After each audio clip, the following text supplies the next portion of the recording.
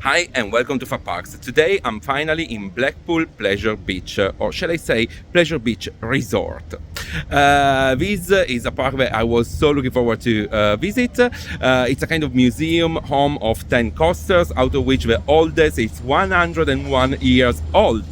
But there are 10 coasters overall, water rides, dark rides, lots of records here and there. UK tallest pre-Iberia, UK steepest, Europe's longest, whatever coaster. But not only coaster, as I said. Being the first visit, I'm gonna tell you what's on offer, what I liked, what I didn't, and if it's worth a visit. But in the meantime, please subscribe.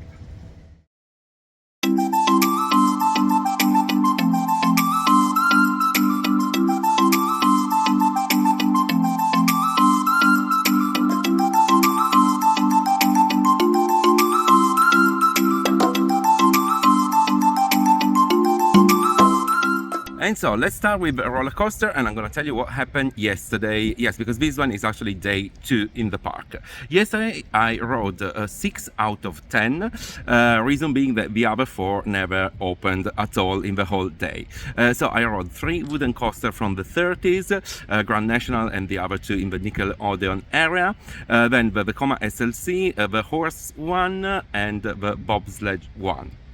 What to say? Well, the value is probably due to the historical heritage of those coasters. They are wooden coasters, they are nearly 100 years old, so there is a lot to take in terms of how they work, and they are just another league. The bobsled one is interesting because there are not few, there are just few left, one in Europa Park and one in Park Asterix, so definitely interesting. The horse-shaped one is just so weird, and the Vekoma SLC, it's a Vekoma SLC, you know what I mean. Saying that, I think what is really interesting is that adds to the kind of heritage and museum feel of this theme park, because riding something that is nearly 100 years old, it's one of a kind experience. Worth saying that the other 4 never opened. Also, there are quite a lot of trains in maintenance down there, maybe the reason also because it's winter season, but let's hope that today I'm gonna be able to ride also Icon and the big one, which are of course the top coasters in this theme park.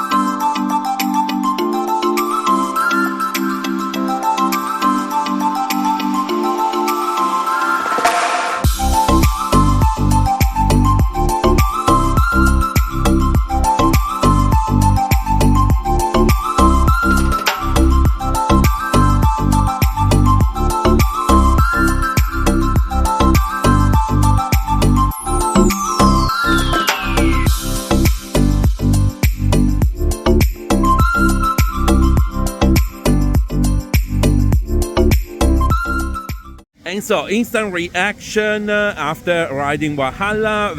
It was one of the reasons for coming here. Of course, world famous water ride has been awarded many times as best water ride in the world. Usually it's either Valhalla or Chiapas. I was so looking forward for this, and oh my god, it's amazing. Storytelling, theming, music, a lot of water, a lot of fire as well. Everything is indoor. I am speechless. Another masterpiece by Intamin. I would say yes, it's for me the best water ride in the world. I actually preferred it to Chapas, which is a lot. Oh my god, I love it. And as I'm soaked, I'm gonna do it again.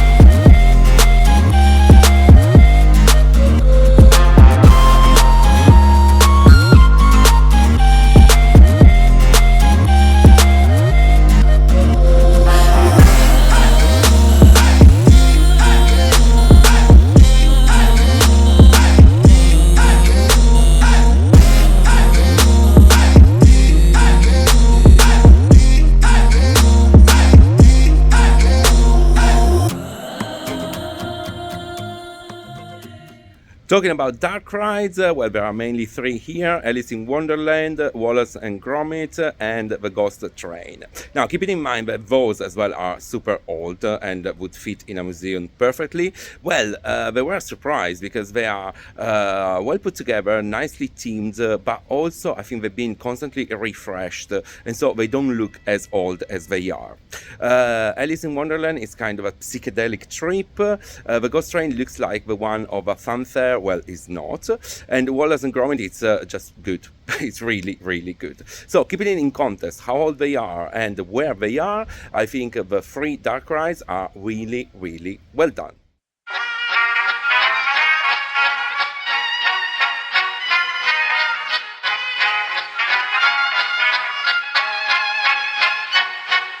Klappat hakten alla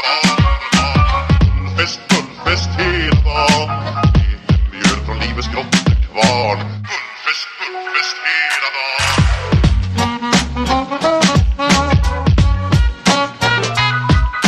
Små på stort, det har vi alltid gjort. Så det är fullfest hela dagen.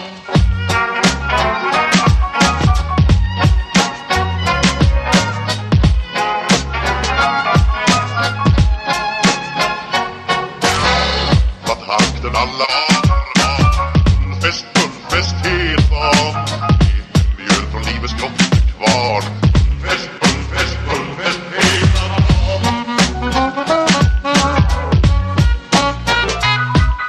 Små på stort, det har vi alltid gjort. Så det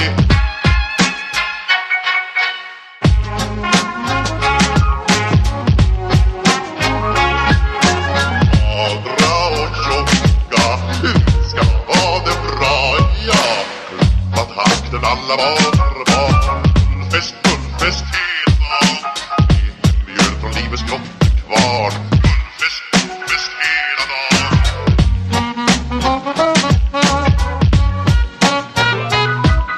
Små på stort, det har vi alltid gjort. Så det är goda för att gå glad, ja.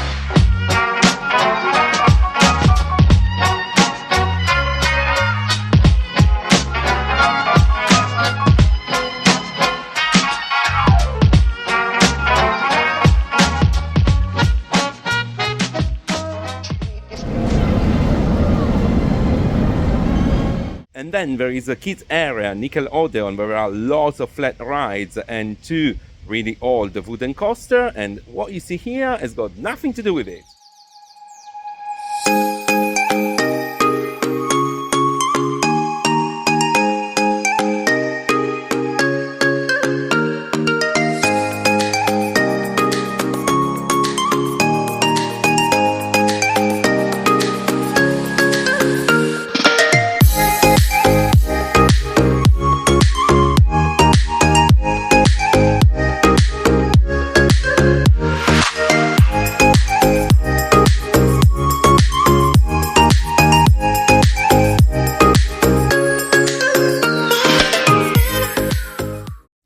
branded merch? Anyone?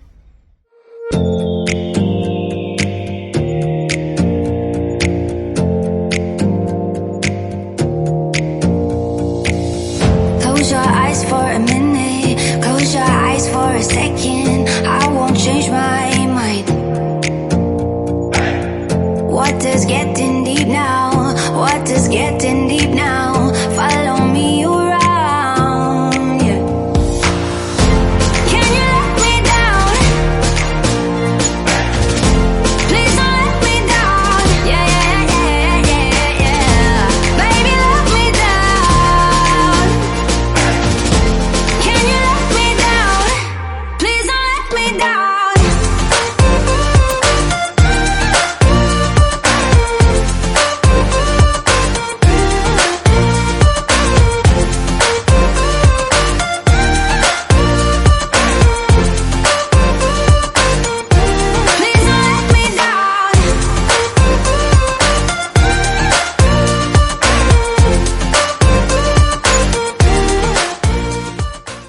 And so, update on the 4 missing coaster. Finally, the big one is open, and I tried, and well, it's good. Come on, maybe it hasn't got massive drop, hasn't got an inversion, but it's got decent airtime and breathtaking view on the coast. Regarding the other 3 missing, so Icon. I was told that is waiting for the manufacturer to come and fix it, so it's broken. Probably we're not gonna see it for the rest of the season. Likewise, Big Dipper didn't make it, and also Revolution is broken. Probably again, this one is not gonna reopen for the rest of the season. This is to say what? Well, probably the oldest coasters are more reliable than the new ones, but I would say also the oldest coasters are probably better than the new ones, because the new coasters, the most recent coasters, are more kind of average. Also Icon, I think there are better marks around, while the old ones are pure heritage, and maybe that's the reason why you're coming here to the theme park to ride a piece of history.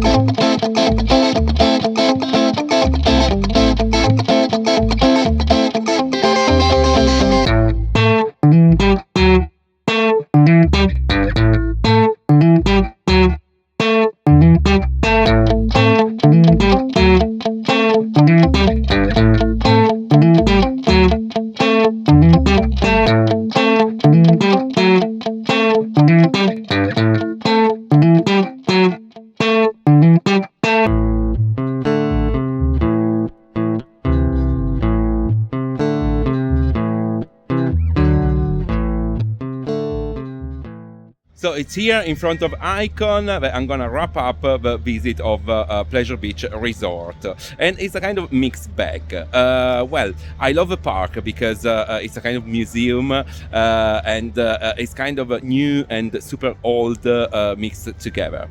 The lineup, it's a unique one. You got coasters which are nearly 100 years old, mixed with new ones, and then you got dark rides and water rides. In terms of coasters, I probably enjoy more the old ones, just because they are riding a piece of history. Things that I loved, as I said, this unique lineup, and also these one-of-a-kind 100-year-old coasters which are just nowhere to be seen anywhere else. Also, I liked the water ride, Valhalla of course, and the dark rides, and I liked the merchandise, branded merch, which is a lot and really well done. What I didn't like, well, of course, ride availability. We know that Pleasure Beach struggled since opening day of season 24, which was actually a disaster, but still now it feels like they're struggling to open all the coasters, especially the Icon and big ones, which are the top ones in the lineup. You never know if they're gonna open or not. Also, I didn't like that you have to scan your ticket every time you ride a single ride, just because it makes operations a bit more clunky. I wouldn't judge operations because crowd attendance was low, was pretty dead, but also there are lots of trains out of maintenance, so it's low season, it's November, so I'm not gonna judge operations as such. Say that, also I didn't like the park. It's a bit run down. It looks a bit like not really looked after. I know it's in front of a sea, so it's a tricky one, but they could do a bit more, I would say. Say that, is it worth a visit? I would say yes, at least once in a lifetime. Not probably the theme park to die for, but if you want to ride a piece of history, here is the place to visit. I hope you enjoyed the video, and please subscribe.